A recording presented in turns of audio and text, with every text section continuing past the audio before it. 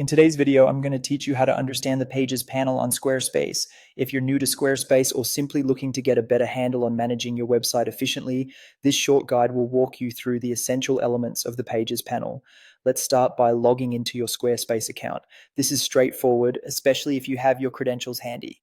Once you're logged in, you'll need to select the specific website you want to manage from your profile, which is particularly useful if you oversee multiple sites. Just click on your profile icon and select the website from the drop-down list.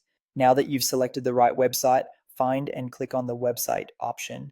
Once there, you're going to click on Pages, which will take you to the core area where you'll manage your site's structure. This is where the magic happens. In the Pages panel, you'll see sections like Main Navigation and Not Linked. The Main Navigation is where you want to place pages that should be visible in your site's primary menu. These are the pages your visitors will see first, so be strategic about what goes here. Then there's the Not Linked section. Pages in this section are hidden from your main navigation, but are still active and accessible. This is ideal for pages like landing pages, thank you pages, or any content you link to from other parts of your site. If you notice a house icon next to a page, this indicates it's your home page. The home page is often the face of your website, so make sure it's polished and up to date. When you want to add a new page, click the plus icon.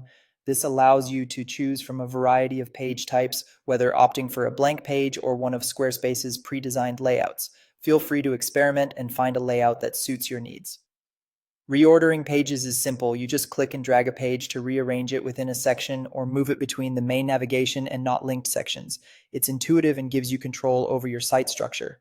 If you need to adjust page settings, click the gear icon next to a page title. Here you can edit the page title, the URL slug, or even set a password, among other options. Under navigation settings, you decide whether the header or footer displays on that page. SEO settings are also crucial. Filling out these settings helps improve your site's visibility in search engines, so don't skip this step.